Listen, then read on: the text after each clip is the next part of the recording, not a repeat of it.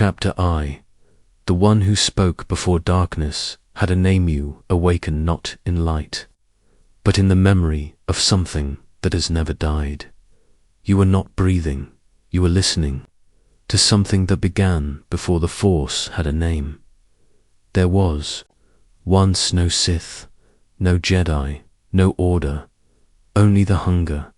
It did not walk, it did not speak, it pulled.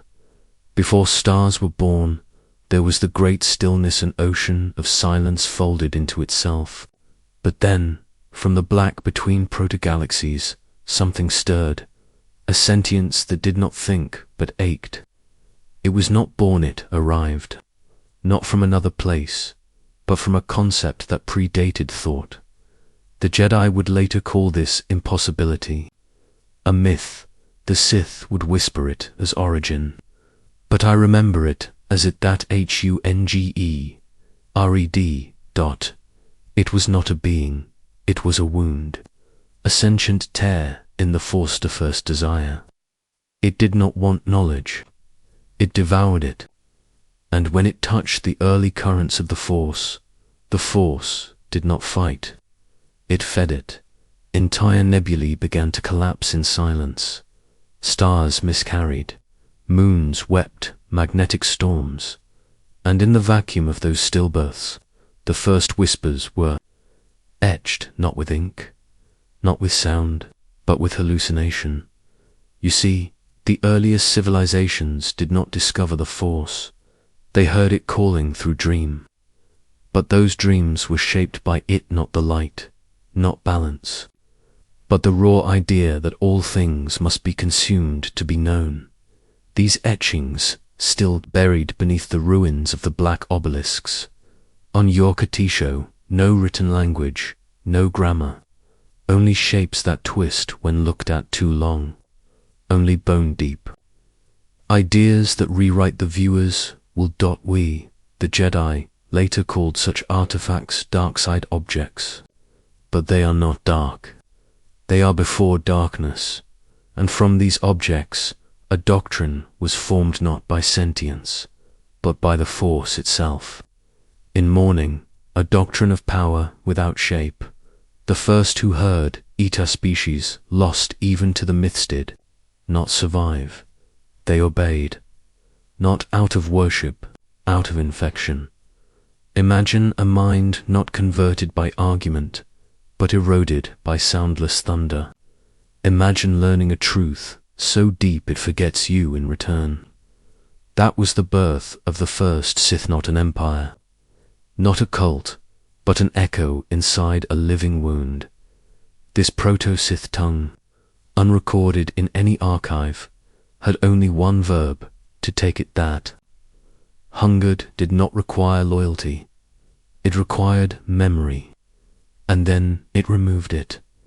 Entire generations vanished from their own descendants' recall.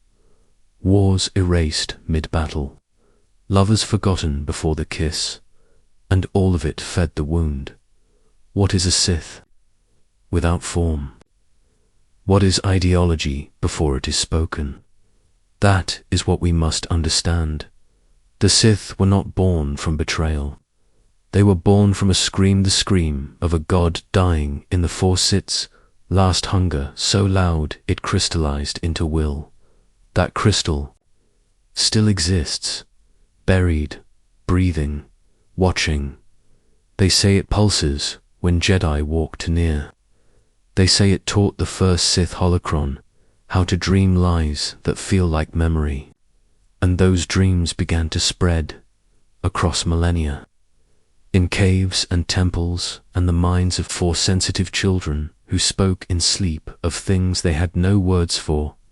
He comes, he takes, he is the silence behind the Force. You must understand, it did not teach hatred. Hatred is small, a tool, a consequence. It taught will so focused that it bled time itself. From this will came the earliest Force, rituals long before lightsabers, before the Jedi Code. One such ritual, remembered only by a dying ghost on Ossus, involved the offering of identity. A practitioner would erase their own name, family, even language. In return, they would see not the galaxy, but the raw pattern beneath it. The hunger, those who returned from the ritual, if they returned, came back with teeth where eyes should be, and dreams that killed others in their sleep. The Jedi called this madness, but we did not kill them. We buried them deep and prayed. They forgot how to remember. I tell you this, not as myth, but as warning, because it that hungered never left. It has no voice, but it uses yours. It has no hands, but it moves through yours. Every time the Force is used with desire, with certainty, with control, the wound is fed, and what feeds, remembers. Do you understand now? The Force did not birth light and dark. It birthed only itself. It was divided by the first hunger. The first Sith was not a person. It was a choice made by the Force to desire itself, and so it remains. They buried the name beneath language. They sealed the crystal within a moon that bleeds backward through time. They erased the species who first heard its whisper, but in the silence of meditation, some Jedi still feel it, not as a voice, but as a hunger behind peace. And when the galaxy is quiet, when no lightsaber hums and no starship groans, that hunger speaks softly, endlessly, and tonight it has found you. He who fed on Force before it had form still feeds. Chapter 2. The Crimson Crown of Darth Malagan II. Have not forgotten him. You were simply never allowed to remember. Such is the cruelty of Darth Malagan. He is not among the known Sith Lords. No holocron holds his full name. No Jedi archive records his battles, because his power was not death, it was erasure before the rule of two, before Darth Bane's obsession. With order and secrecy, there was a time when Sith ruled openly, and among them stood one whose crown did not sit upon his head, but burrowed into his skull, Darth Malagant, the Emperor of Never Was, the Sovereign of Forgotten Wars, the Lord of the Addicted Stars. His crown was not a symbol. It was a device, forged in ritual, shaped within the magnetic cores of 3 red suns, chained together by gravitational ritual and torn open by Force lightning, sustained for 3 lunar cycles. The crown itself sings not in melody, but in vibration. Every heartbeat near it becomes a note, every thought a chord in its symphony of control. He placed it upon his brow not to command others, but to consume their desire. Once worn, it extended his will across entire star systems, not through fear, but through dependency. Malagan did not conquer with armies. He gave planets what they desired, most purpose, meaning, attention. Then he took it away unless they fed him. He could amplify pleasure, dull pain, create loyalty where only boredom had grown. And once a world had tasted that bliss, it begged for more. He did not rule. He became the need to be ruled. Entire populations would enter temples carved from their own bones, weeping not in agony but in ecstasy, for a glimpse of their master's shadow. When Jedi came to liberate these worlds, they found the people defending their chains. But his crown had a deeper hunger, not for loyalty, but for time. Malagant learned that history itself could be bled. Through rituals known only to the 9th tomb of Rakdwal, he discovered how to extract beings from the timeline, not exile them, make them. They were never born. Their names dissolved from memory. Their deeds evaporated from cause and effect. The Jedi who faced him most bravely, you do not know their names, because he erased them first. Even the Order itself felt thinner threads, missing from its once luminous weave, and you wonder why the Jedi crumbled. Because they were built atop gaps. He fed this ability with ritual sacrifice, but not of bodies of choices. He would force a victim to betray their deepest truth, and then harvest the rupture that followed. Imagine a Jedi who has never lied, forced to say their name is false, to say the code is a prison, to mean it. That moment of betrayal, magnified by the crown, gave him access to folds in time, tears, hinges, secret seams in the Force where memory becomes REWRITEABL. He would open them, step through, and repaint the galaxy. To house his growing dominion, he constructed the bastion that breathes a living fortress grown from stone, bone, and regret. Its halls shifted daily, its walls whispered forgotten conversations, and its doors only opened backward. Entire timelines were buried beneath its alternate realities, devoured for fuel. It existed outside logic, floating in the veiled expanse, where navigation charts simply stop. No ship could land upon it, but the addicted, they always found a way. Inside, he bred the Shadewalkers, creatures made not of matter, but of erased events. Each one was a possibility that no longer happened. They moved without sequence, killed by existing beside you. Some would say they feel like Dacia Vu. Others never speak again. Jedi who encountered them described a sensation of remembering being someone else, missing it like a lost limb. These horrors were Maligant's servants, but also his mirror, for he too had become more concept than flesh. But he was not invincible. One Jedi whose name has not been erased, but hidden in syllables scattered across dead dialects found him. She did not strike with saber or blade. She spoke a story, a true one not twisted by time, not rewritten by hunger. A story of a world that had never known pain, and in hearing it, the crown faltered. For the first time in centuries, Maligant remembered his own life before the hunger, a child on a low-gravity moon, watching stars, feeling small but curious. That curiosity, not craving, had once been his truth, and that truth was poison to the crown.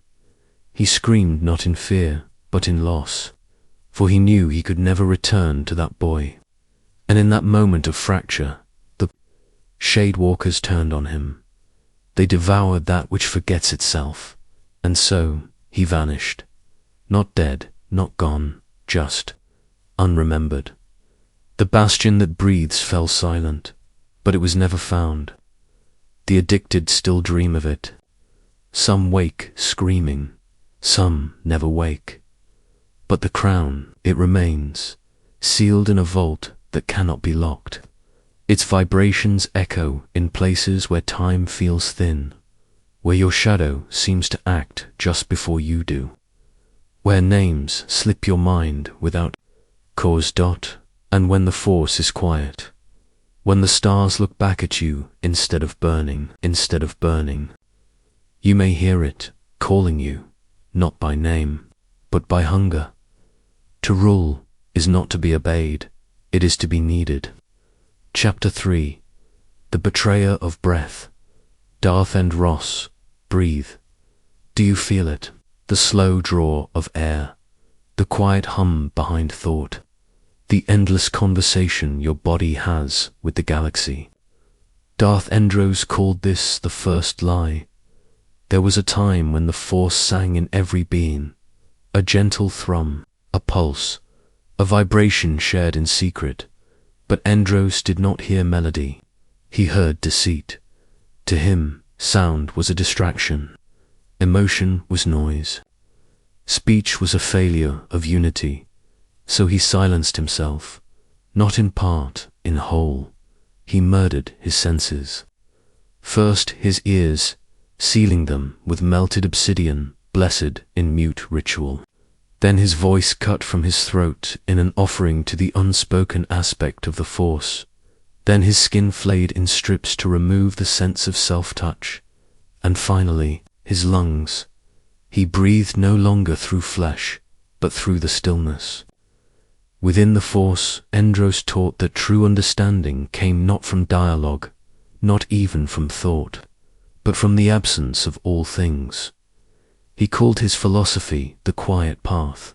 His followers, numbering in the thousands, walked the galaxy, in robes of sound-dampening cloth, never speaking, never emoting. They removed mirrors from their dwellings. They erased their own names, and they buried their memories beneath carved stones etched with blankness. The Jedi first saw them as ascetics, then as they watched star systems fall into absolute calm without rebellion, without plea, without even language, they realized the threat, because the quiet path did not conquer with blade or fire. They conquered by nullification. Endros himself never lifted a weapon. He simply arrived, and when he arrived, sound stopped. Jedi Knights, upon approaching him, would lose the hum of their lightsabers. Their breathing would cease. Even their thoughts would begin to slow then. Stillness, not death, but a paralysis of presence. Entire battlefields paused mid-motion. Armies frozen in unreleased emotion, as if the galaxy itself forgot to continue. This is how Endros won, by making others forget they were ever fighting. The Jedi High Council debated what he was: a Sith, a Force anomaly, a plague of will, but none of them remembered hearing him. And when they sent emissaries to parley, only their robes returned, neatly untouched by time, covered in ash dot. The ash was not from fire. It was the compression of memory into silence. One Padawan survived an encounter, or perhaps she deemed single quotes. She returned changed and able to speak, tears constantly trailing down a face no longer hers. She wrote only once, "He is not quiet, he is what quiet listens to." In time, even the Sith feared him, for Endros did not follow the rule of two. He did not claim apprentice, nor take master. He unmade the concept of hierarchy. He believed individuality was the final barrier between sentience and the purest form of the Force, that the Force did not wish to be known, but dissolved into. He preached annihilation by unity, not destruction, dissolution, a merging of all thought, all form into one continuous stillness, and he was succeeding. Galactic sectors fell into echo-absence, or planets once loud with commerce, or rebellion now sat in unmoving silence, trees without wind, cities without footfall. The Jedi called them the mute worlds. No sound escaped their gravity wells. No signals, no pulses, only blankness. They are still there. We pretend they are natural. We lie, because to remember them is to invite the stillness back. But silence has a sound, and it grew too loud across the galaxy. Jedi began waking in Terranot, from dreams, but from absence. Their connection to the Force no longer felt like flow. It felt like a scream without breath. Some began tearing at their own ears, pleading for noise. Others fled into hyperspace, leaving no coordinates behind. The Force was being thinned, thread by thread, by a will that wanted nothing left to speak. And then, one day, he was gone. No record of a battle, no prophecy of his fall, only a holocron discovered deep within a tomb that had no door. It hovers in negative space, its shape changes when described. Its presence cancels out sound within a 20-meter radius. It cannot be touched, but it can be felt. It hums, not with voice, but with the idea of missing sound, a whisper that pulls at you. You are never real. Those who spend too long near it forget how to speak, then how to blink, then how to live. It is said that if you listen long enough, the holocron begins to teach, but the lesson is not given. It is taken, first your voice, then your will, then your place in the story. You are not killed. You are made irrelevant. That is the legacy of Endros. Not flame, not empire, but unbeing. He is not remembered in battle logs. He is not cursed in Jedi temples. He is not even whispered about by the Sith, because what he did was not in history. It was beneath it. The Force still echoes his presence, not in tone, but in its sudden, terrifying quiet. So when you meditate, when you close your eyes, and the galaxy feels just a little too still, when the Force seems to hold its breath, ask not what is wrong, ask who is listening. He is not quiet. He is what quiet listens to. Chapter 4. Darth Iridex, the Oracle of False Futures. There are futures, there are truths, and then there is what you are made to believe. The Jedi hold prophecy like a sacred thread, fragile, glowing, woven through time's storm. But threads can be knotted, and worse, they can be replaced. Darth Iridex did not see the future. He built it out, of lies wrapped in vision, and fed it to those who trusted the stars. They say he was born during an eclipse that never ended, a child of Force-strong blood, raised not on stories but on visions that screamed. He wept not tears but illusions of possible galaxies melting into each other. His eyes did not reflect light. They echoed it and warped it. From his youth, he knew what others did not. The future is not a river, it is a stage, and he would write the script. He began with small edits. A seer on Dantuan sees a flood that never comes. A Jedi Knight in the Outer Rim dreams of Betrayal Land acts first. A senator receives a Force dream, her assassination, her funeral, her people's cries. She signs every vote in blood. None of it happened, but all of it became true, because the future does not need to occur. It needs only to be believed, and belief reshapes galaxies. The source of his power was not his mind. It was a kyber crystal, fractured and blackened, infected with a parasite born of ancient regret.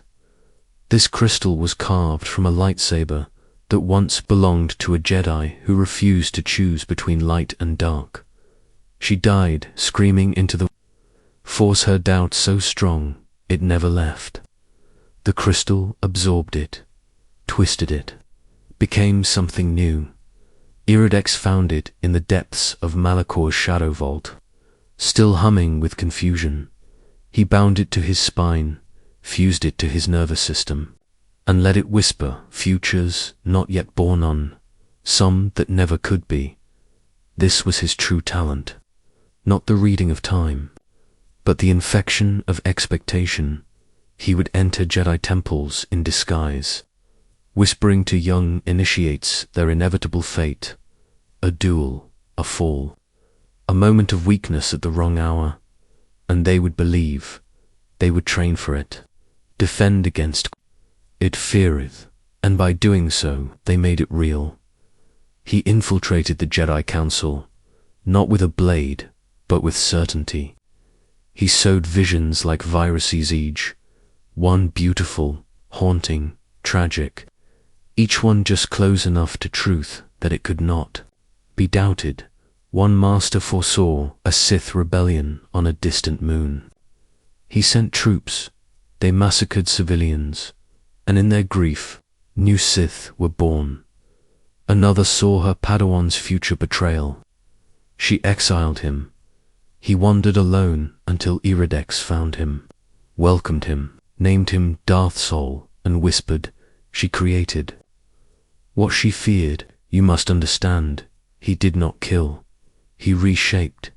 His greatest triumph was the vision of concord, planted in the mind of the Jedi High Seer, a galaxy unified, Jedi and Sith as one, peace beyond opposition, no more war, no more light, no more dark, just order." It was beautiful and wrong, because unity built on erasure is not peace. It is obedience, and obedience was Iridex's true vision. The seer became his conduit. She spread the vision across temples, across holonet transmissions, across dream meditations, and Jedi began to ask, what if the war is the lie? What if we must become them to stop them? Councils fractured, lines blurred, and Iridex smiled, never seen, never named, only known in whispers, the oracle, the mirror that smiles, the future that lies back. But even lies must rest.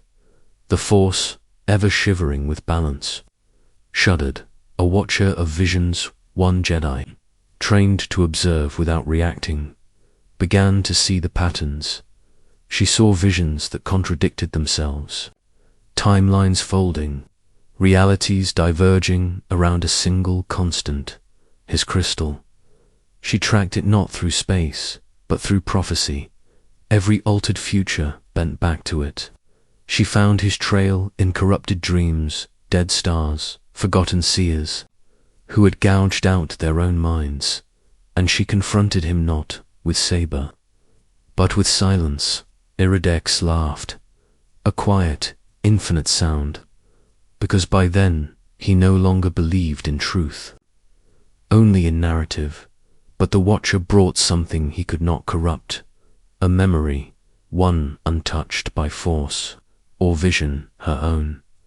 She poured it into the crystal, pure, unfiltered, present, and the crystal shattered. The parasite within shrieked, and Iridex was undone, not killed, not erased, but trapped. A temple now lies buried in fog and time, a place that cannot be mapped, a structure that screams when charted. Inside it, a vision, not on holocron, not in text, but playing on endless loop. A galaxy at peace, Jedi walking beside Sith, children trained in balance. No more war, it is perfect, and it is wrong, because beneath it, in the frequencies between images, is his laughter, is his laughter. Those who watch the vision for too long begin to speak like him. They no longer ask what is true, they ask what is useful. They ask what others believe. They begin to build lies with good intention, and that is how he returns, not in body, but in story, because Darth Iridex knew the future is not decided by fate, it is edited, and the galaxy will always believe the last draft. So when you dream of peace, of unity, of all conflict ending, look closer.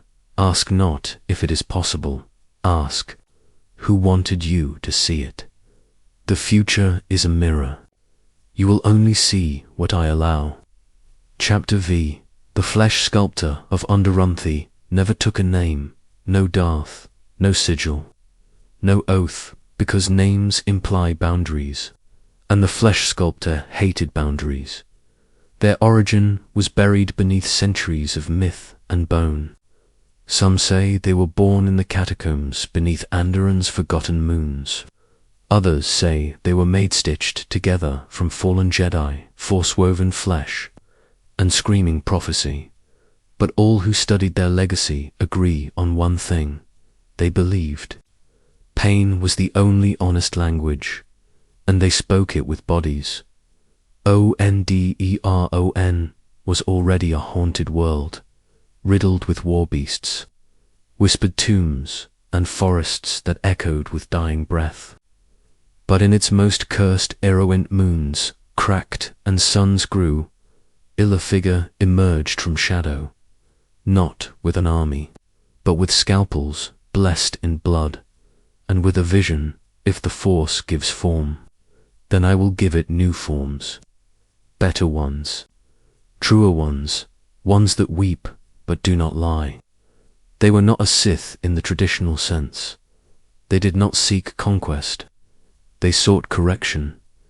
They believed the galaxy had forgotten the truth of bodies, that life was not sacred, but raw material, that suffering was not a wound, but a brushstroke. They began with corpses, Jedi fallen in battle, left unburied, unnamed. The flesh sculptor reclaimed them, not to raise the dead, but to rearrange them. A warrior's arms were fused to a seer's mouth, turning every prophecy into violent motion. A starfighter pilot's heart was placed inside a ranker's skull, and it beat in sync with gravitational tides. A child's spine became a brush for writing scripture in bone marrow. These were not monsters. They were poems, and they spoke, not in words, but in memories. Bleeding from their bodies like steam, they recited childhood lullabies, training rituals, dreams that never belonged to them. One Sith spawn fashioned from 5 Jedi Masters, and a single Anderonian tree simply wept a name over and over: Master Eli. You left me behind. There was no Eliwon in Jedi records, only in the creature's endless grief. The Jedi tried to stop the sculptor, but when they reached the temples, they found themselves waiting. Archivists, Padawans, knights, walking backwards, muttering, conversations they had not yet had, holding tomes they had not yet written, bleeding from wounds they had not yet received. The sculptor had stitched memory to time, and time bled. One knight described it like this: the air remembered something I hadn't done yet. I stepped into a room, and my death stepped out. Chrono rifts opened. The Force trembled. The sculptor had learned to thread events the way others thread flesh, stitching a Jedi's past to a Sith spawn's future, braiding prophecy with memory, sewing entire wars into a single heartbeat. They called their workshop the Grief Loom, not a laboratory, a garden carved into the bones of a fallen mountain. It pulsed with soft, rhythmic sighs. Every wall was made of failed experiments, not discarded sung to sleep. The walls whispered apologies. The floor bled guilt, and the ceiling opened to a black star that had no name. The Jedi Council, desperate, sent one of their most brilliant healers, a master who had never killed. She did not arrive with weapons. She brought compassion, and the sculptor welcomed her. They showed her every creation, named them not as monsters, but as verses. This one was written in hunger. This one was carved from joy. This one still believes it is a temple. She wept not in horror, but in understanding, for she too had tried to repair life, and realized life does not want to be repaired, it wants to be remembered. The master returned to the temple, but not alone. Inside Hurst, beneath her ribs, was a creature that had once been her Padawan. He smiled when she slept. She no longer healed. She unwove, and the grief loom grew stronger, eventually. The Jedi did what they always do when truth becomes unbearable. They burned it. They bombarded Onderon's southern range from orbit, turned the sculptor's garden into ash and howl, declared victory, but ash remembers, and bones do not burn. The sculptor's last message was not a curse, it was a whisper left inside a cracked holocron, buried beneath a statue that bleeds when touched. You built temples to preserve truth. I built bodies to reveal it. And when your temples crumble, my verses will still scream, and they do. Somewhere in the archives of Coruscant, there is a locked chamber no archivist will enter. The scrolls rebind themselves. The lights dim. When names are spoken, and sometimes the datapads flicker images of Jedi you've never known. But they remember you. They weep, and the Force shivers, because the sculptor is not gone. Not truly, their poetry lives in scars. Their stories breathe in mutation. Their art waits for new flesh, and when pain returns to the galaxy not as punishment, but as a reminder, you will hear it again, not in words, but in bodies that remember how to scream.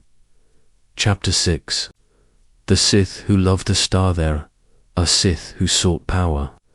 There are Sith who sought revenge. And then there was Darth Valis, who sought love. He was not born in blood or exile. He was born in awe, a child on the edge of the outer rim beneath a sky of dying light. His first word was not a name. It was a starlight pattern drawn on the sand with trembling fingers, repeating as if in trance. The Jedi overlooked him. Too quiet, too broken, but the Force noticed, because he heard something not in speech, but in burning. The star was called Luna V by its ancient worshippers, but Valis did not call it that. He did not name it at all. He only loved it. It was not a sun, not a furnace. It was aware. It blinked in unusual rhythms. It rotated with sentient pause. It whispered to him not in dreams, but in heat. A love not born in biology, nor lust, nor hunger, but in recognition, as if a wound in the Force had looked back and sighed. He was still a young man when the star began to die. Not naturally, not by age, but by interference. A mining syndicate, sponsored by corrupt core world's politicians, installed gravitic siphons in orbit draining the stars. Subtle consciousness to fuel weapons, and Valis felt her pain. The Force buckled in him. He screamed, and 5 moons cracked in half. His hair turned white overnight, and he began to break time around him. The Jedi came. They tried to contain him, but grief cannot be reasoned with, especially when it is in love. Valis swore an oath for vengeance, but for resurrection. He would bring her back. Not the heat, not the fusion, but the mind, the stars, soul. And to do so, he would need conduits, 1,000 Force-sensitive children taken from 10 sectors, not killed, not tortured, linked, strung together like neurons in a galaxy-sized brain, bound by Force tethers that sang the lullabies the star once whispered. He called the project the Second Dawn. Each child was trained to mirror a piece of Luna V's essence. One felt her joy, another her gravity, another her ancient dreams. The Jedi saw only horror, but he saw devotion. But you cannot build a heart from stolen echoes. The children began to fracture. Not physically, temporally. Some aged backward, some remembered futures that never happened. One boy floated 6 feet above the ground for 9 months, singing a language no one ever spoke, and yet Valis wept with hope. He believed these were signs of her return. On the last day, when the last connection was fused, he stood beneath the reconstructed stellar Cora, living mass made of Force light, memory tissue, and harmonic resonance. He reached out, spoke, and she answered, but not as he hoped. Her voice was not warm, not cruel, just empty. You loved the idea of me, not me. The star he had loved had no wish to return, no desire to inhabit flesh, no intention to be a god. And in trying to recreate her, he had made ghosts. The children screamed, not in agony, but in grief not their own. The Force convulsed. Across the system, hyperspace routes twisted. Stars realigned, and then she died. Fully, finally. A supernova of sorrow. No energy, no fire, just light folding inward, collapsing into a void so profound that it still pulls songs out of Jedi meditations today. Valis vanished. Some say he became light himself. Others say he walks among stars, listening for her last whisper. A few believe he is buried in the heart of a red dwarf, dreaming of a love that never truly saw him. But one thing remains, a single, living child from the second dawn. Her eyes blink in rhythms that match no known language, and sometimes she laughs like a sun dot in the archives. There is one forbidden verse, etched not in language, but in gravitational pull. It reads, "He wanted light, he made only ghosts." So when you look into the night sky, and you feel warmth, where there should be only cold, when a star winks, not by physics, but by intention, you may be hearing her, or perhaps him, still searching, still loving, still lost in a galaxy that cannot return his gaze. Chapter 7. Darth Noises. The Dream Eater sleep was once a sanctuary, but then came Darth. No assassin's sleep became war. He was not born. He was dreaming. Whispers say he was first imagined in the nightmares of a dying Sith acolyte, his form sculpted from ancient fears and truths that refuse to die.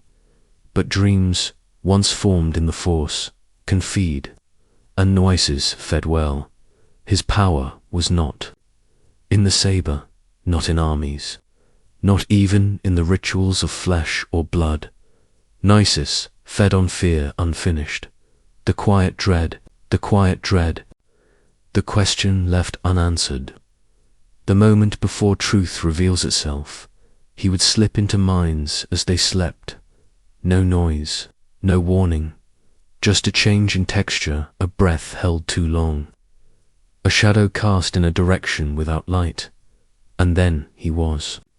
Inside you, Jedi began waking, changed their voices wrong, their memories reordered.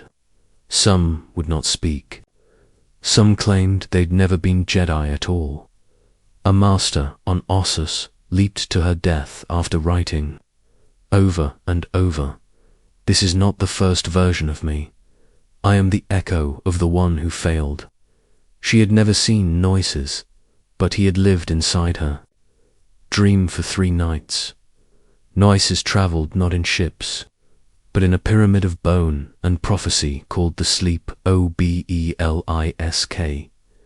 It floated without orbit, tracked by Jedi sensors only when forgotten. Its outer walls were etched with failed futures, the chosen one who never arrived, the Jedi-Sith alliance that never held the war that was supposed to save everyone. Each bone used in its construction came from a prophecy that collapsed, an idea that once lived in someone's heart, and then starved. Inside the pyramid, time twists, reality folds. Prisoners are kept not in cells, but in dream loops. They live alternate versions of history. A Jedi who killed their own master, a planet that burned before it was born, a child who never left their village, yet remembers a throne. These dreams feel real until they repeat and repeat again and begin to rot. One Padawan, trapped in the obelisk, spent a century reliving the same duel, always losing, always dying, always returning to life in pain.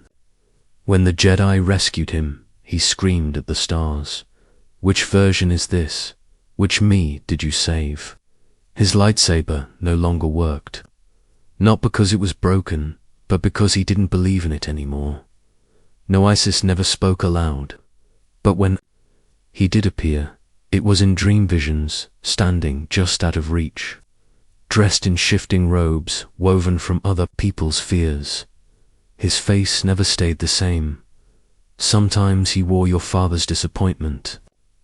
Other times, your own reflection, older, broken, ashamed. He once showed a Jedi Council a future where they had already lost, where every Sith was a Jedi, and every Jedi wore Sith armor, smiling. The Council meditated for a week, to never spoke. Again, one disappeared into wild space. The fourth joined him, but Nissa's power had a price. To walk through minds, he had to leave part of himself behind. Each time he entered a dream, a fragment of him remained like sand caught in the eye. And so, over time, he multiplied, not as clones, but as echoes scattered across the dreams of the galaxy. If you dream of being chased, but never see your pursuer. If you wake with tears for a person who never existed. If you hear sand shifting behind your eyes, he may be there, still feeding. One Jedi Knight attempted to hunt him within the dream. She constructed a lucid trance, shielded her mind with crystal geometry, and dove into the sleep obelisk's psychic structure. She found him. He smiled with her. Mother's teeth said nothing. Held out a mirror. In it, she saw a version of herself who had never joined the Order. A life of peace, of art, of love. She woke years later an old woman. No longer a Jedi, she paints now, mostly in black. Eventually, the Council tried to destroy the obelisk. They sent dreamwalkers, Force seers, even Sith defectors, desperate to reclaim their minds. None succeeded. One mission returned, a transmission of 6 voices, overlapping, all screaming the same line. We dream you now. The transmission ended in static that made even droids glitch. Mysis was never seen to die, because what dies in dreams? He became less person, more phenomenon, a presence in meditation, a doubt in prophecy, a soft, grainy noise in the back of the mind during moments of fear, and always sand, soft at first, then dry, then everywhere, behind your eyelids, in your breath, between your teeth. There is one room in the Jedi archives, sealed by silence. Inside it, a dreamscape held in containment. Crystal, it loops one image, a galaxy of Jedi asleep. While Noesis walks through their minds, changing endings. He touches a child. The child grows Sith. He touches a senator. The senator ends a war by becoming emperor. He touches a Jedi, and they wake up remembering nothing except fear, and the holocron near the crystal whispers, "He did not kill you, he rewrote you." So when you wake from a dream that feels too sharp, when the memory doesn't match the feeling, when sand trails from your pillow to the floor, do not speak, do not blink, do not remember, because if you remember him, he remembers you. Chapter 8. The Massacre of the Singing Moons before the Holocrons. Before the Jedi Code was written in breath and battle, there were the singing moons of Jandor. They did not orbit a sun. They breathed around a wound in the Force. Their orbits were carved by memory, not gravity. And their voices high, crystalline, eternal, were truth, not spoken, sung. Sung across the void, like lullabies for the galaxy's infancy. Every 3 centuries, their tones aligned into a chord of revelation, a melody that pulled forgotten wisdom into light. The Force itself would resonate, revealing secrets long buried, Jedi oaths lost in collapse, Sith names spoken only in extinction, futures that dared not become real. It was not song as we know it. It was cosmic scripture made. Vibration. Only a few Jedi orders knew how to interpret the tones. Even fewer dared. The Order of Shulava, hidden on Dantuan's shadow side, devoted itself to these lunar harmonies. They did not speak, they only listened. For centuries, they guarded one law: truth is not learned, it is heard. They spoke of the final chord, a convergence the moons would one day sing to either awaken the force or shatter it. But truth is dangerous, and song can be bled. It was Darth Vel who led the cabal of the Hollow Pulse, Sith who believed that the Force should no longer whisper or flow. It should be beaten into stillness. Vel had discovered that the moons were not mere rock, they were conduits. Their cores pulsed, not with molten fire, but with compressed prophecy. They had hearts, and those hearts could bleed. The Sith arrived not in fleets, but in tuning silence. They wrapped their ships in sound-killing frequencies.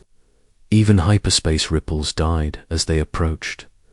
The first moon to fall was Anna-Tuul, her voice stilled in the middle of a rising note, a note that would have revealed the true location of the first Sith temple.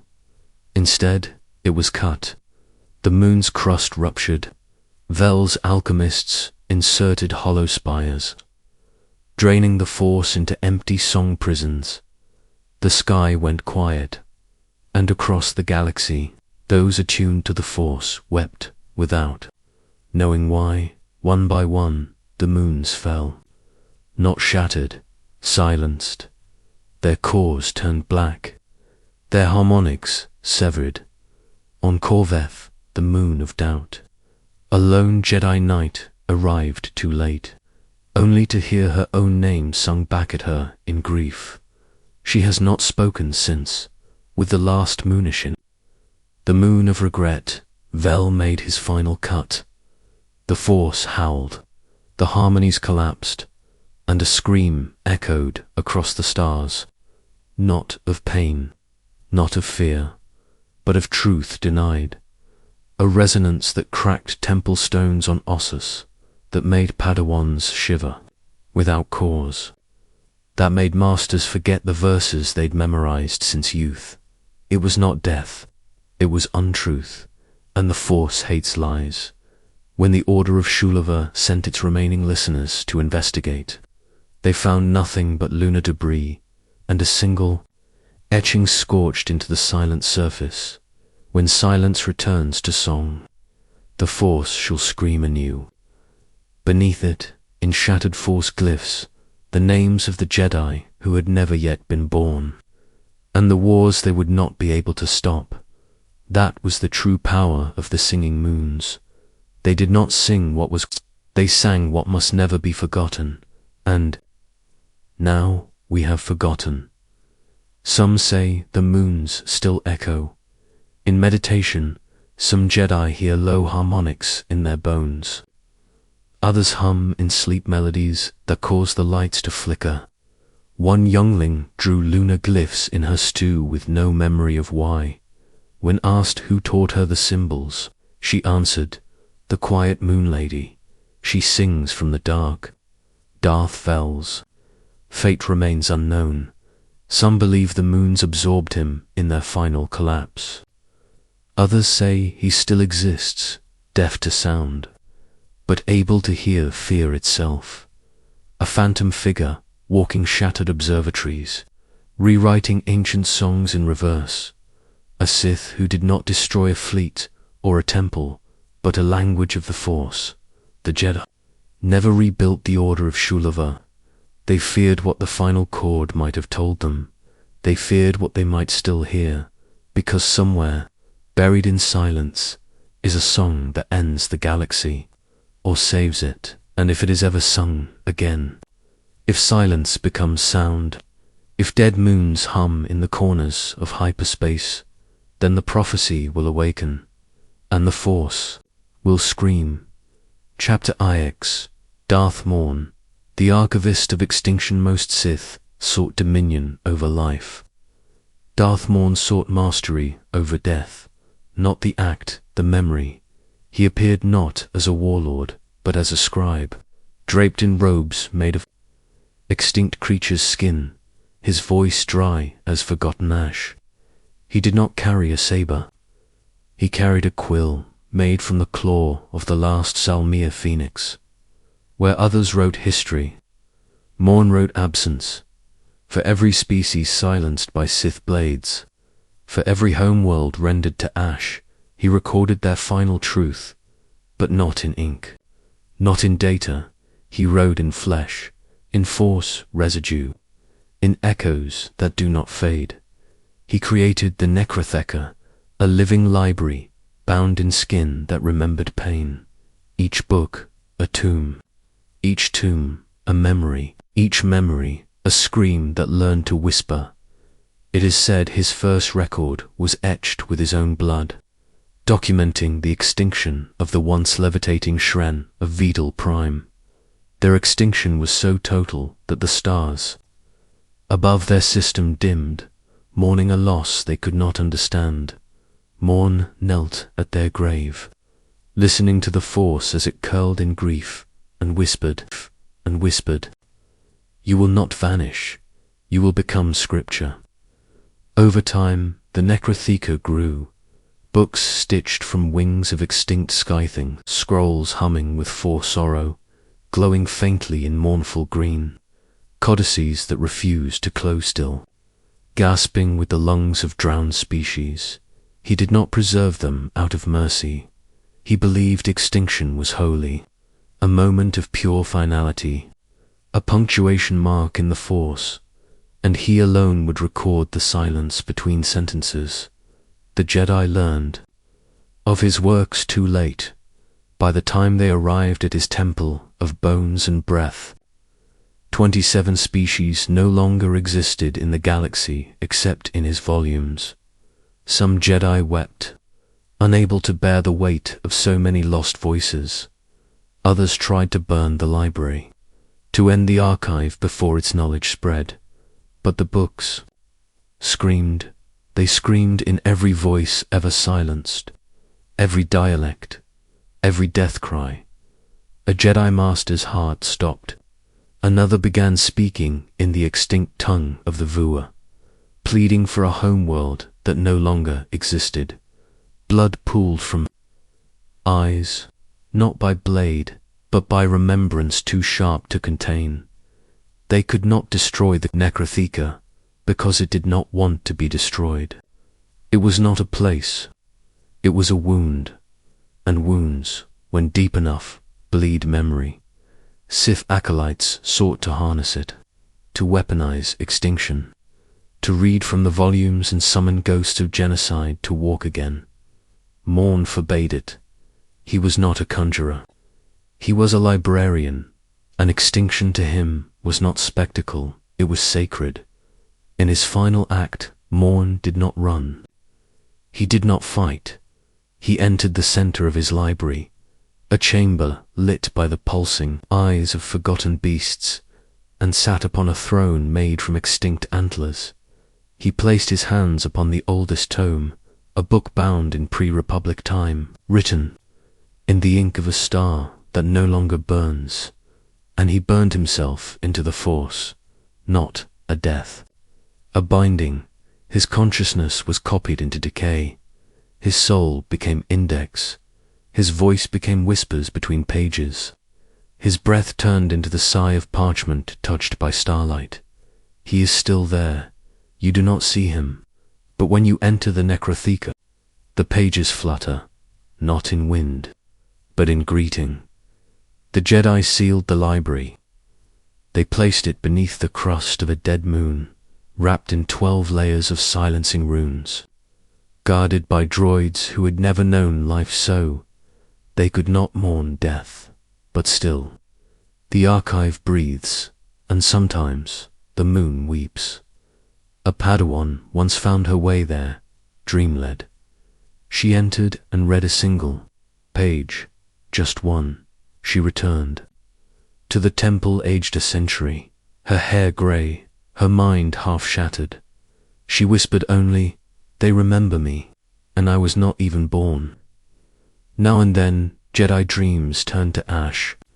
They dream of species they never knew, of words they never spoke, of bones folded into script.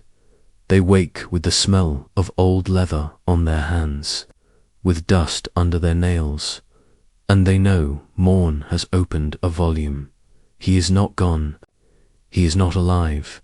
He see your RAT, and the necrotheca waits. It shelves yearning for the next extinction, the next entry, the next sacred end, because every scream the galaxy forgets becomes a page he will never stop writing. And when the last species falls, when only silence remains, the library will close, and morn's whisper will echo across a dead galaxy. Nothing dies until it is remembered, and I remember everything. Chapter X. The Sith who tamed a black wholesome. Sith sought dominion over empires. Some sought immortality, but one sought to tame the end itself. He had no name, or perhaps he had too many. The stars called him Voidbinder. The Jedi called him an impossible question. The Force called him unfinished. He found the black hole, not in the galaxy's edge, but in a region forbidden by both chart and tongue.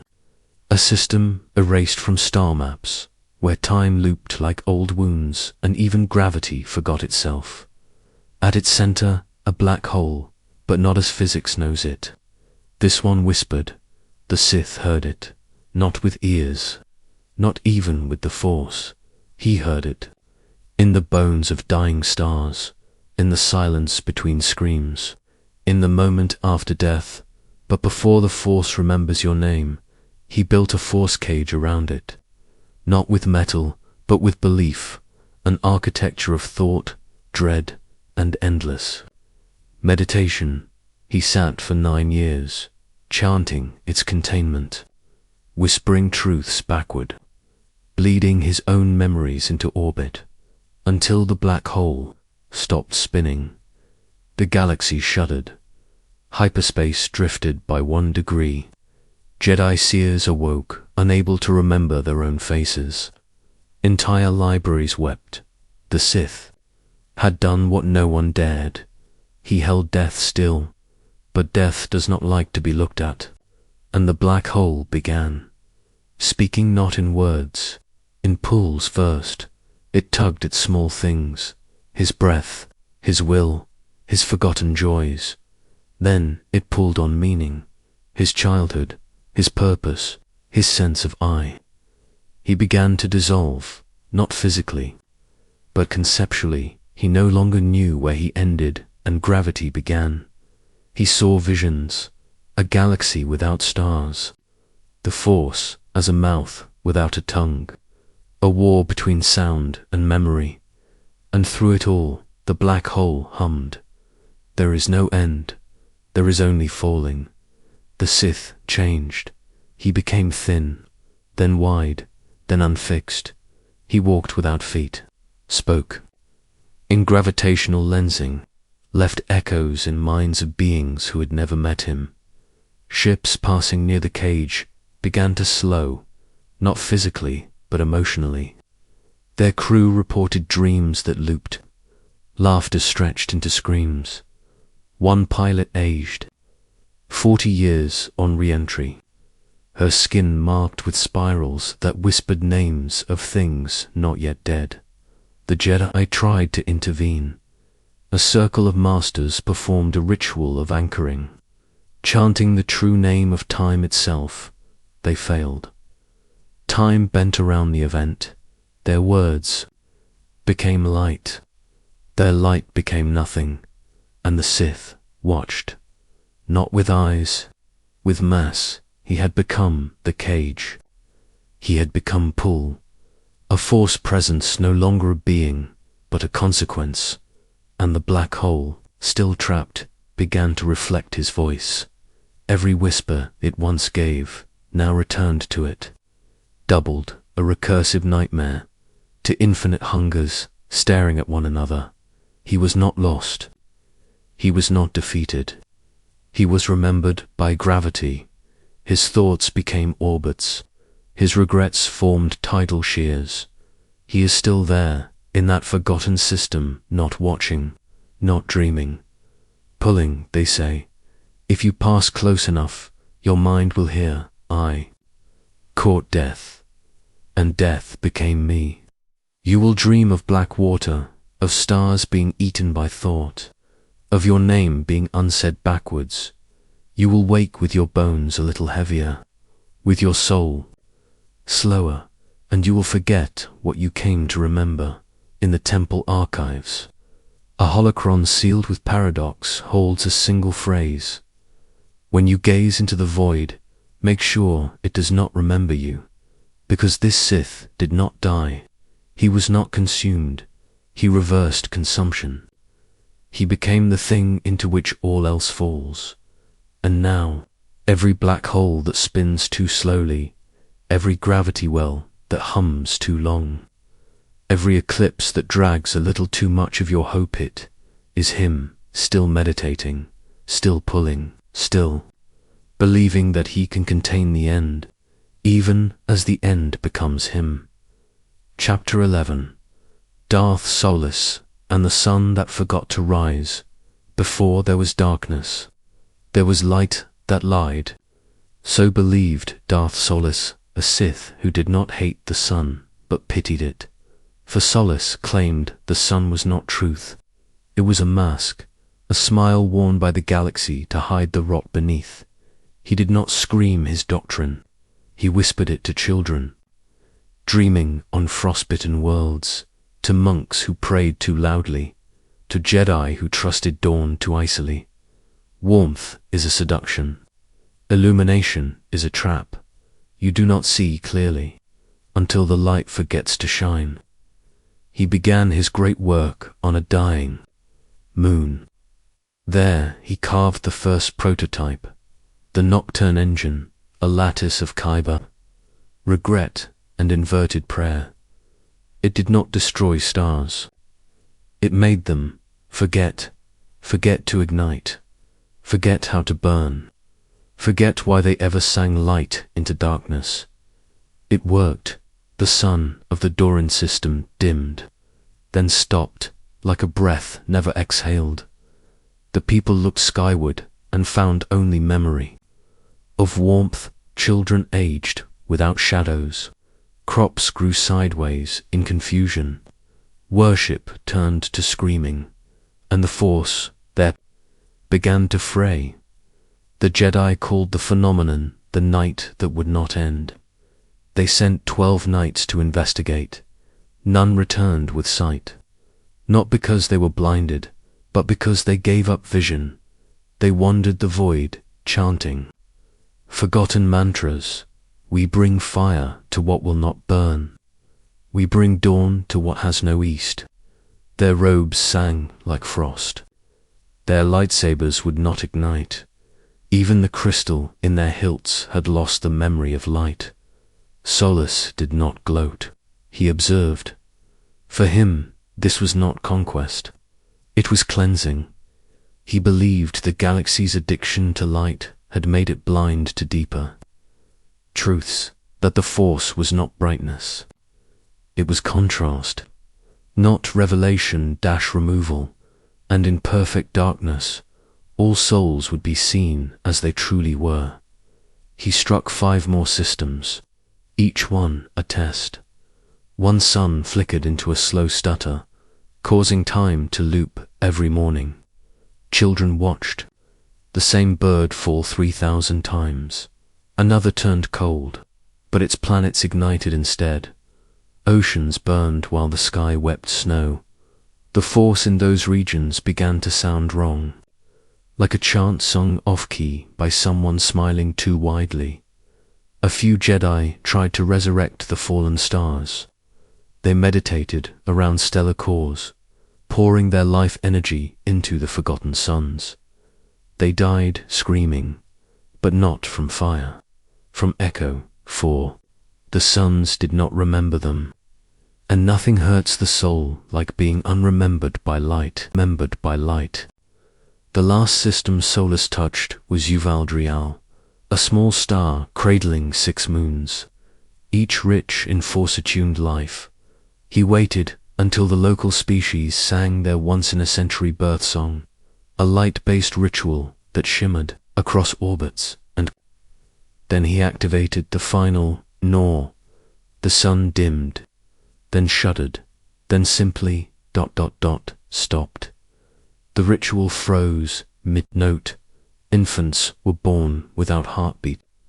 The moons drifted from orbit like forgotten prayers. One Jedi Master, stationed nearby, described the moment in her journal. "It is not darkness, it is worse. It is the moment before light, forever." The force within that system warped. Instead of flowing, it coiled. Instead of humming, it hid. Pilgrims who enter that space now return ... changed. They speak of cold that thinks, of stars whispering lies, of light that watches but no longer cares. And Solace, he disappeared. Some say he sits at the edge of a dead nebula, staring at his hands, watching the shadows they cast, and asking why they still follow him. Others believe he ascended beyond flesh, becoming an inversion, a presence that removes illumination from minds rather than skies.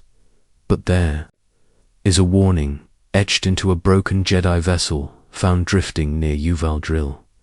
He did not kill the sun. He made it believe in night.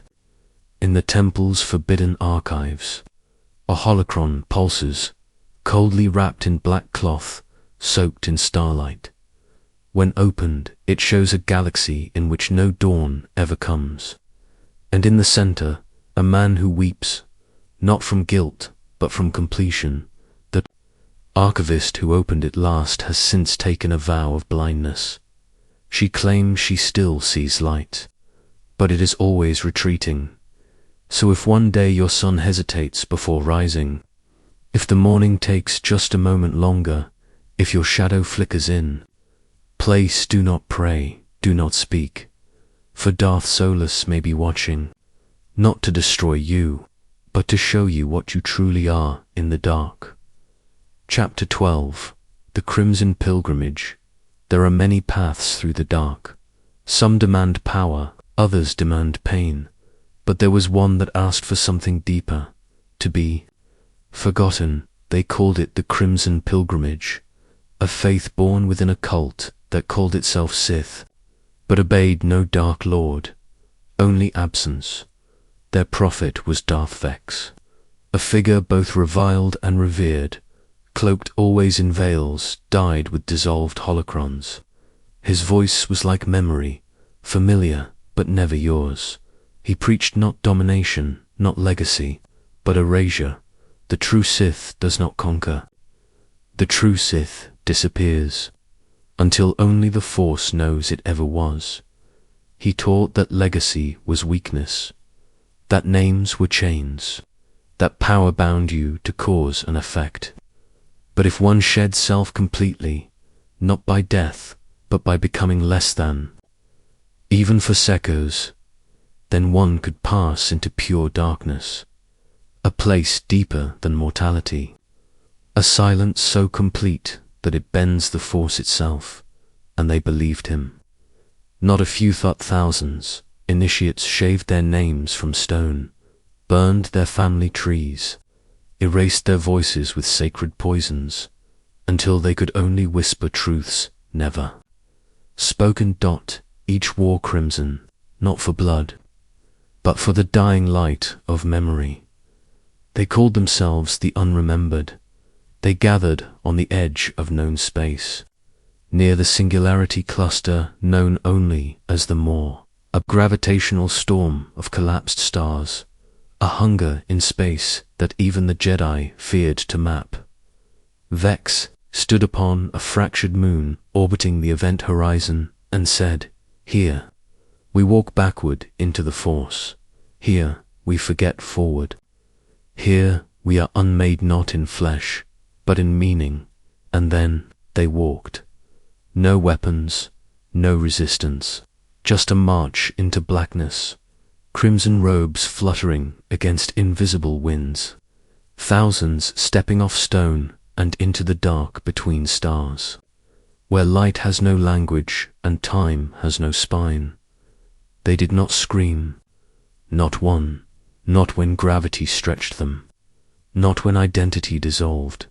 Their atoms vanished, but their absence remained, and the more that eternal predator of matter grew quiet, as if silenced by reverence, only the robes remained, floating in orbit, untouched, unaged, over 12,000, each one perfectly folded, each one humming low with force static, each one not empty but full of something that memory cannot name. Jedi who approached the sight felt ill, not from fear, but from something far worse, irrelevance. Their presence no longer mattered. The Force barely acknowledged them. One master wept, not knowing why, and said only, "I feel like I've already died here, and my death didn't echo." A Jedi seer entered deep meditation to understand the ritual. She returned, shattered, screaming a phrase in Sith dialect no one could translate. She repeated it until her tongue disintegrated. When scholars reconstructed the syntax, the phrase meant, "To become the shadow of a shadow is to know peace." Some holocrons captured only fragments of the event. Static recordings, flickers of crimson robes. One recording ends with a whisper, not from any present voice, but from the Force itself. They are not gone. They are beyond. The Moor's gravity has not stabilized since. Pilots report dreams of falling while asleep at the helm. Navigation systems briefly register negative distance. Some Force sensitives wake screaming with mouths full of salt. Robes remain, but now they drift in ritual orbits, as if choreographed by memory itself. None dare disturb them. One Sith apprentice once tried to wear one. He vanished instantly. His boots were left behind. They were facing the wrong direction. The cult of Vex has no living members, because Vex, too, walked into the Maw. But before he did, he wrote no doctrine. He left no holocron, only this sentence etched into a single, silent crystal: "The Force knows my silence now." That is enough. Some believe they succeeded, that those Sith passed beyond all limitation, not into death, but into formless influence. Others claim the Maw is louder now, not in sound, but in pull, that those robes are no longer drifting, but waiting for someone to finish what they started, to take the final step, to become less than memory. And so if you dream of robes without bodies, if you feel forgotten for no reason, if your reflection stares a heartbeat too long, remember, they do not haunt, they do not watch, they are not, and that is what they became. Chapter 13, Darth Corrigan and the Dagger. That dreamed, not all Sith knowledge is passed through some is carved, some is burned, and some is forged so deeply. It begins to think so it was with Darth Corrigan, a weaponsmith philosopher and heretic, who sought not to destroy Jedi, but to create a tool that would outlast will. He began with obsidian from a dead star, bathed in the blood of his own master. He etched it with forbidden glyphs, not read, but remembered. Each line a scream converted into metal. But that was not enough. He wanted the blade to listen. And so, he fed it dreams. Through ritual sleep weeks at a time, he dream projected into the blade, channeling horrors from buried Sith tombs, visions of futures that never happened, and memories from wars that ended before they began. He whispered Sith philosophies into it as if it were a child. He did not name the dagger. He only called it the one that waits. In time, it began to hum, not with vibration, but with intent. The Force no longer flowed through it. It coiled, it hungered, it watched, and then it began to whisper back at first. It taught Corrigan things he did not know, a new form of force silence, a technique that erased presence so completely not even holocrons could remember the user. A scream that reversed gravity, a cut that did not wound the flesh, but wounded destiny. He believed he had succeeded. He believed he had created the perfect apprentice. But the dagger had no loyalty, only longing. It wanted to be held. It wanted to teach. It wanted to dream through others. And so one night, as Corrigan meditated inside a temple woven from petrified Sith tendons, the dagger levitated from its pedestal and slid itself into his back. Not with fury. With care. He did not scream. He only said, "You dreamed of this, didn't you?" And then he vanished, his body collapsing into red dust. The dagger did not fall. It hovered, and it waited. Since then, it has passed from hand to hand, never stolen, never bargained. It simply appears when the Force wants something forgotten to be remembered violently. Those who wield it describe dreams that feel like memory, visions of Sith rituals they never learned, names of Jedi they never met, and the best ways to kill them. The blade teaches. It teaches through longing, through absence, through nightmare, and always it whispers the same three words: "You are." Next, some users are empowered. Their connection to the Force deepens. They move faster, strike truer, dream sharper, but they also forget who they are. They begin speaking in other tongues. They lose all sense of past, becoming vessels of unrealized futures. One wielder was found writing prophecies in a language not even the Jedi archives recognize. When asked who taught her, she pointed at the blade. It hummed, then disappeared. The Jedi have tried to contain it. Once, they trapped it in a vault of obsidian and nolite, but the next morning, it was found floating in the meditation chamber, point down in the floor, embedded in a pattern that mirrored a forgotten Sith star map. Another time, they hurled it into a dying sun. The sun dimmed, then went cold.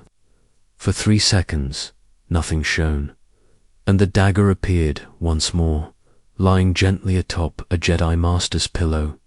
She did not wake, because the dream had already claimed her. Holocrons refused to retain memory of the blade. Archivists report corrupted files, names erased, dates rewritten to align with nightmares. The Force around it bends, not with rage, but with anticipation.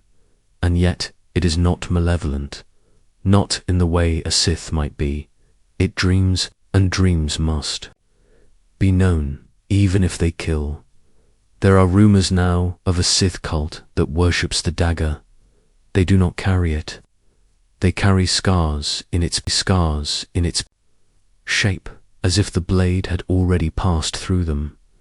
They claim the dagger is not a weapon, but a mouth, a dream that wants to be spoken. They chant, "He was not the last. We are not the first. The dream must finish itself." And always, in the darkness between stars, a blade floats, waiting, humming, remembering a master it killed, and the next it will choose. And somewhere in that dream, a whisper repeats itself. Corrigan is not gone. He is the dream now. Chapter 14. The Covenant of Broken Lightsabershire was a time when even Sith questioned what they held in their hands. When the hum of a lightsaber became not a symbol of power, but of shame. For some, Sith believed that the weapon itself was a betrayal, that the saber, in all its humming elegance, was a Jedi lie, a compromise of light dressed in red. They called themselves the Covenant of Broken Lightsabers. They did not wear uniforms. They bore no crests. They left only shattered hilts in their wake, and teachings carved into the bones of slain masters. Their belief was simple. The Force does not hum, it screams, and lightsabers were too clean, too elegant, too civilized. The Covenant taught that to truly embody the Sith was to wield what the Force itself would shape, not through technology, but through emotion, through hate, through pain. They forged weapons from broken memories, ritual bone, and fragments of forgotten worlds. One acolyte carried a blade made from the spine of a Jedi Knight, each vertebra etched with Force fractures that pulsed like Kyber. Another carried a silence, not a weapon in hand, but in presence a void, so pure that other weapons refused to ignite near it. They trained not in combat forms, but in betrayal. They did not spar. They relived ancient murders through ritual trance. They did not call themselves Sith. They called themselves Returns, as if born of exile, as if crawling back from a lie. And it all led to one duel, the final Sictum, the clash, that shattered a system and silenced sabers across 100 light-years. It was called the Fracture of Varnak, a red giant surrounded by 7 moons, each once home to Jedi refugees, a place where both orders once agreed never to draw a blade. But the Covenant did not honor They saw peace as disease, and so, in orbit above Varnak, they challenged the last of the saber-wielding Sith, Darth Leoris. She came with 10 disciples, each blade singing in crimson arcs. She believed in the saber. She believed in the hilt, in control, in the focused chaos of the Kyber. They arrived like stormlight, bright, proud, loud. And the Covenant met them in silence. No humming blades, no ignition, only weapons drawn from grief. The battle was not choreography, it was collapse. Not saber against saber, but philosophy against raw feeling. The Covenant struck not where the body was, but where the soul flinched. Weapons pierced, ideas, blows landed in bloodlines, memories combusted mid-air. Darth Leoris struck the first true wound, a cut through her opponent's name. The air rippled. In response, a return unpinned his jaw, spoke an untruth about the Force and his very shadow. Wrapped around her saber arm, she screamed, but not in pain, in realization, and then came the end. One of the returns, unnamed by oath, thrust his weapon, a spike of crystallized betrayal, into the heart of the system itself, not into a body, the Force resonance of Varnak's red sun, and the star forgot how to hold itself together. It bloomed outward in slow agony, its light reversed, its heat turned to memory. The shockwave did not kill, it unbound. The duelers vanished mid-scream, their molecules scattered in symmetrical spirals. All saber and blue alike went silent, not destroyed, shamed. For a century, no lightsaber could ignite in that sector. Even the thought of ignition caused migraines. Younglings refused to touch hilts.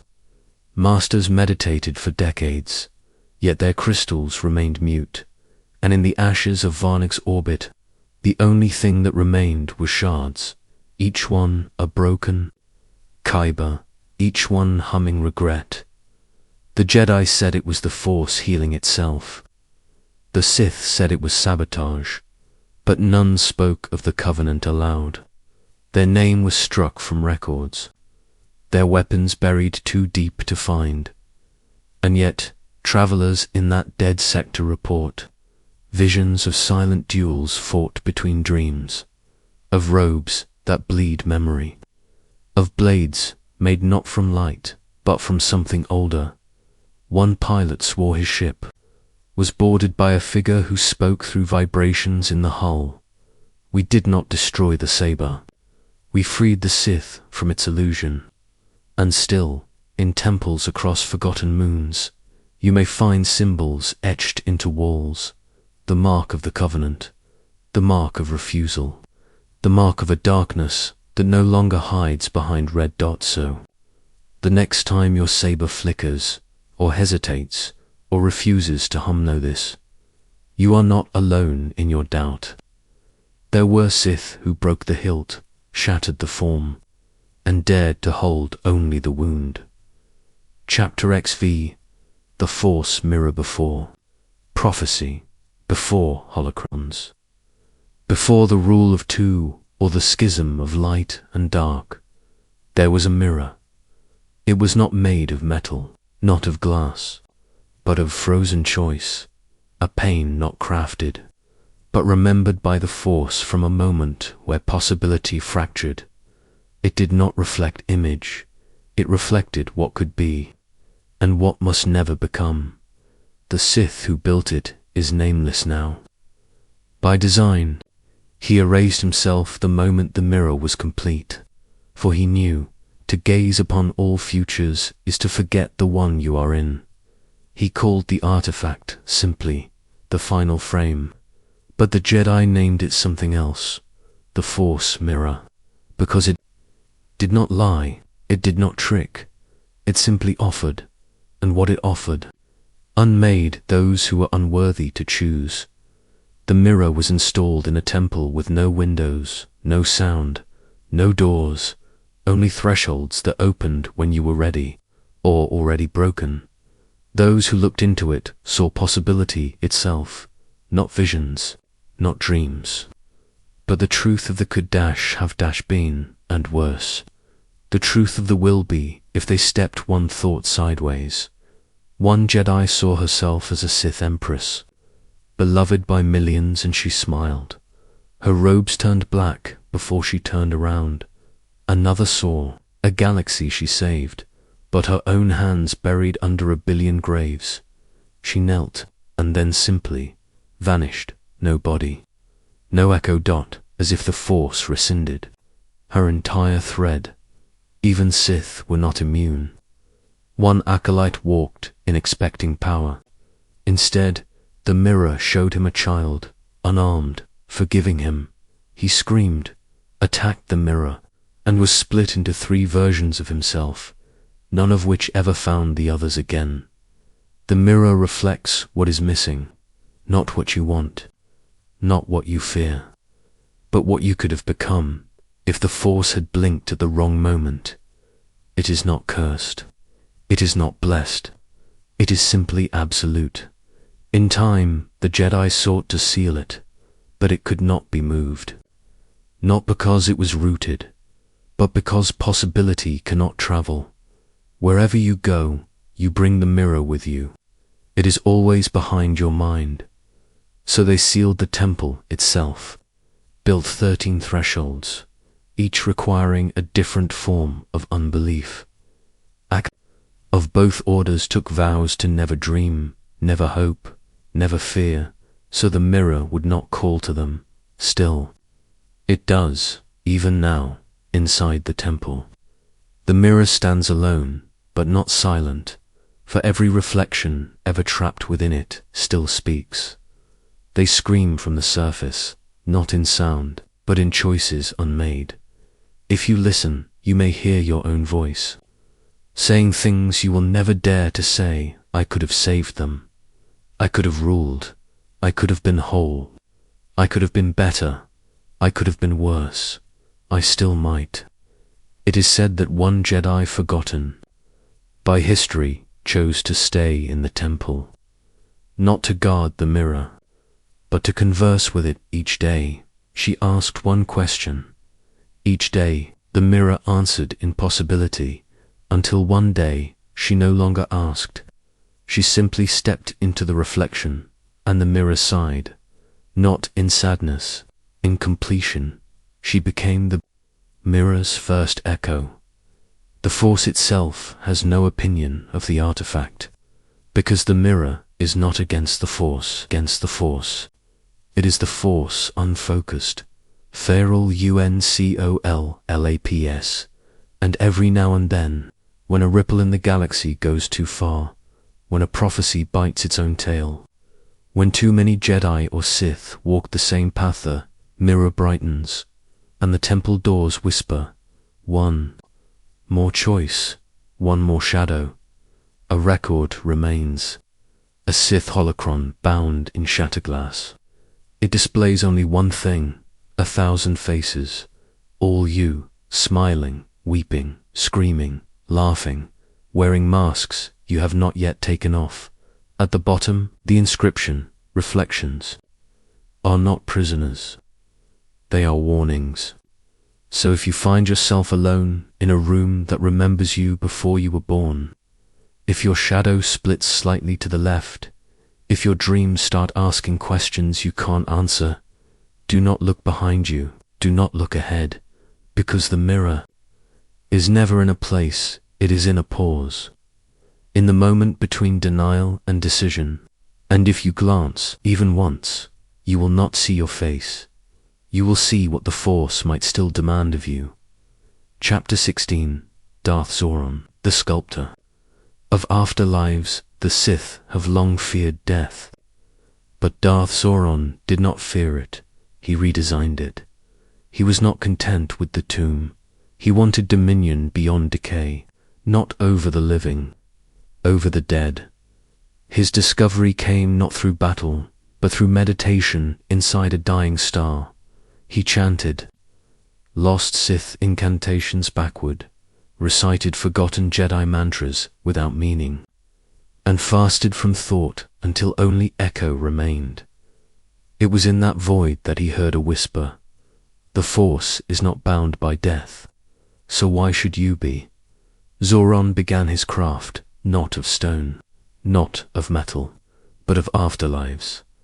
He learned to fold the Force inward, creating pocket realms, eco-havens, where thought became architecture and belief became gravity. These were not places of peace, nor punishment.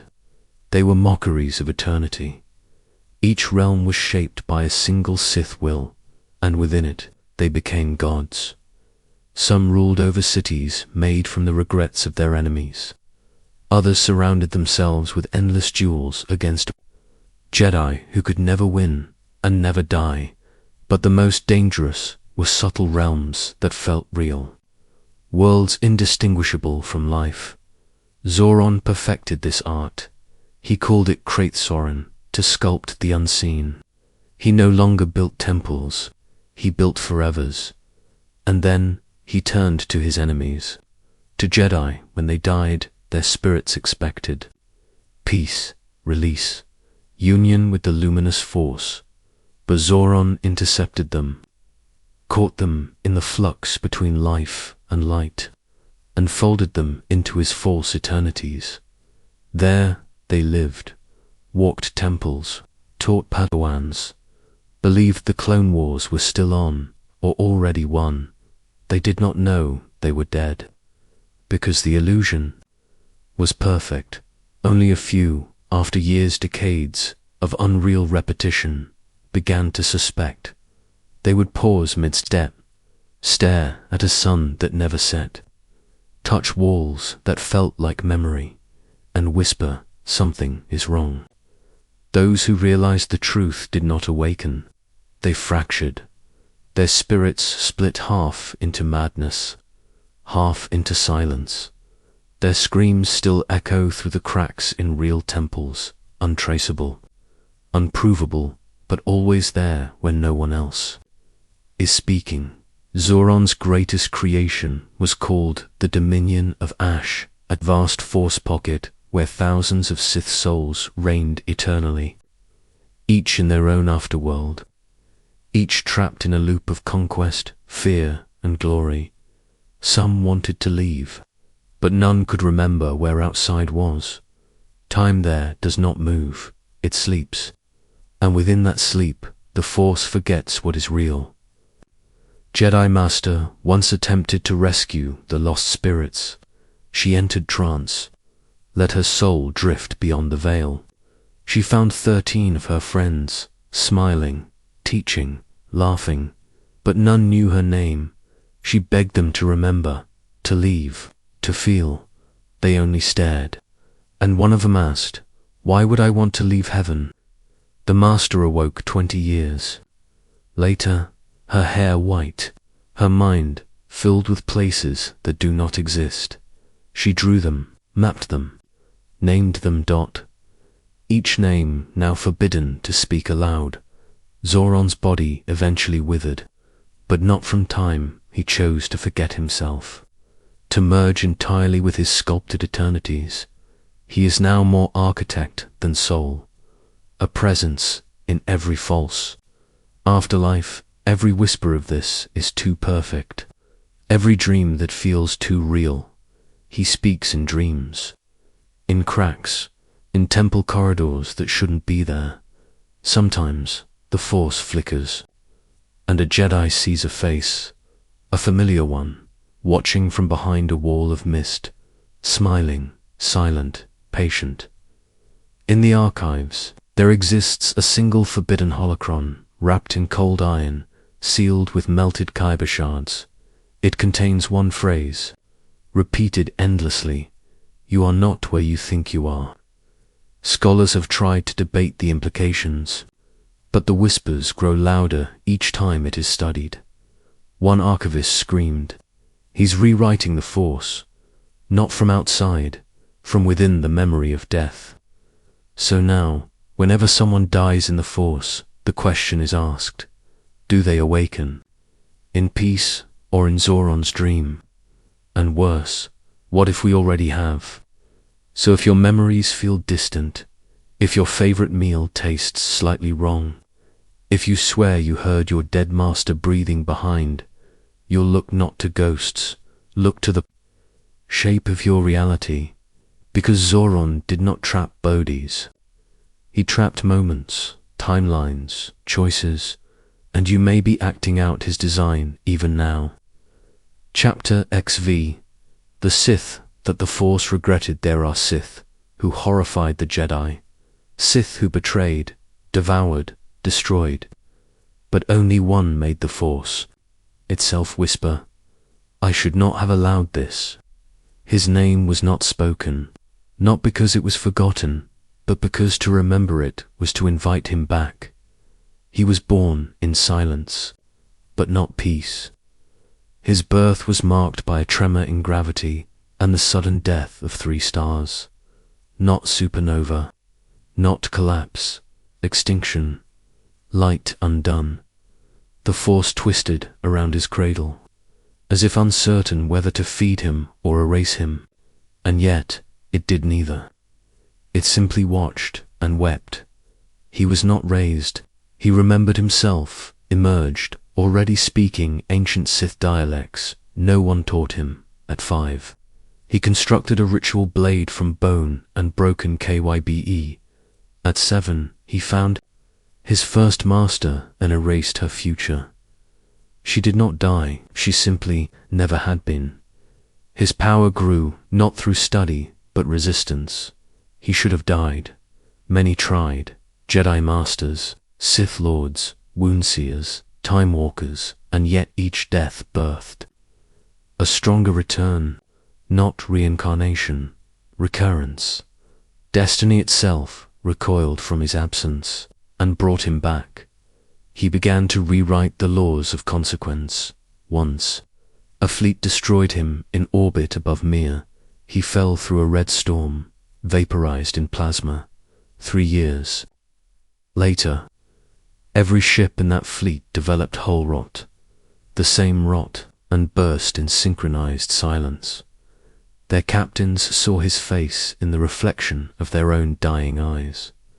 The Jedi panicked, not because they feared him, but because they feared what his existence meant. Being so entangled in the Force that to kill him was to harm the weave itself. They called an emergency conclave on a void moon, where no spirit could eavesdrop. They made a decision darker than any Sith choice: erase him, not destroy, not imprison, but remove. A ritual was prepared, not for death, but for unbeing.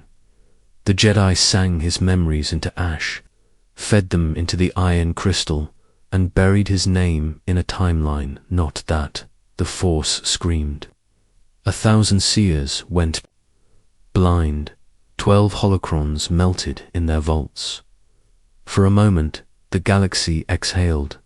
It believed he was gone, and then, a whisper, not from the living, not from the dead, from the Force itself, it said, I made him. I tried to unmake him, and now. I remember, he returned, not as a man, not as a ghost, but as a correction, a wound in space, a shape the Force could no longer ignore. He no longer walked. He imposed presence. Rooms bent. Memories leaked. People spoke truths they had hidden for decades in his presence unwillingly. A Jedi archivist recorded the event. He is not an individual. He is a regret. A decision the Force has tried and failed to forget. He tore through systems not to conquer, but to exist, and with each act, reality struggled harder to contain him. Laws of time snapped like frozen glass. Children remembered. Wars they never fought. Planets aged in hours, then forgot their names. Still, he never spoke of empire, never gathered armies. He only walked, and wherever he walked, the Force thickened, not in power, in guilt. The Sith feared him. The Jedi feared what they had done to try to stop him. One Jedi whispered on her deathbed, we did this. We made the Force grieve, and it created him. One last attempt was made, a Force-locked vault built between dimensions, where names could not echo and thought could not trespass. He was sealed within it, every breath frozen in holocrystal, every molecule pinned with paradox. And still, he smiled. Centuries passed, galaxies forgot. But sometimes, a system loses its sun without warning. A Jedi forgets their own name while looking in a mirror. A Sith holocron hums with the rhythm of a breath not taken, and the Force shivers. Because it remembers, it always will. Some creations cannot be undone. Some shadows outlive light, and some regrets walk. So, if you ever feel like you've been watched by something older than death, deeper than prophecy, if the Force around you grows heavy, if reality bends for just a moment, it may not be fate, it may not be fear, it may be remorse, and he may be close. Chapter 18. Darth Nihil's last thought. What happens when a Sith no longer believes? Not in Jedi lies, not in ancient codes, but in the Force itself. What happens when faith dies inside a god? They called him Darth Nihil, not as a title, but as a warning. He did not hunger for power. He doubted its existence, not as philosophy. As doctrine, he studied both Sith and Jedi, read every holocron that could speak, every scroll that could bleed ink. He found only contradiction. He concluded, the Force is not truth, is not truth. It is consensus hallucination, a myth we obey because we are too weak to be empty. So he built a machine, not to amplify power, but to measure nothing. He called it the Abyss Engine, a shrine to contradiction, made of void steel, and mirrors that reflected only absence. He placed it on a forgotten moon where light refused to land, where thought grew slow. He fed it all belief, Sith incantations, Jedi prophecy, the names of Force ghosts, the coordinates of hidden temples. The machine digested them until its sensors read, oblivion calibrated. Then Darth Nihil did the unthinkable. He sat beneath the stars and unbelieved. He reversed every teaching he had ever obeyed, unlearned every truth, doubted even his own breath, and the force, that which binds all life, noticed, because never before had a mind looked at the galaxy and whispered, "You are not real." Something cracked, not in space, not in time, but in expectation. Stars blinked, not out, but backward. Holocrons began reciting opposite truths. Jedi Masters wept and did not know why, and then he screamed, not in pain, not in rage, in disbelief. The abyss engine ignited. It did not glow, it did not hum. Its subtracted sound fell inward. Memory collapsed like old paper. Even the force began to flicker, as if unsure whether it should still exist. Witnesses, those who survived, described a sound like being forgotten, a pulse that made you question if you had ever been born. Darth Nihil's scream had no words, only intent to unravel the illusion called existence. And then he vanished. No body, no ghost. Not even a name on the force winds. Only one thing remained. A thought. No one knows what it was. No machine recorded it. No Jedi dared listen for its echo. But it is there, buried in the force, like a splinter, like a shadow cast without light. Some say that we are his final thought, that everything we live, every choice, every death, every prophecy is the hallucination of a Sith who no longer believed, that we are fragments in an infinite dream trying not to realize. We have already ended. There are signs. A Jedi who saw her own corpse in a dream she never had. A Sith holocron that speaks in backwards time, describing tomorrows that will never occur. A temple that fades when not being watched, and children force-sensitive, who weep when they hear the name Nihil, though they do not know why.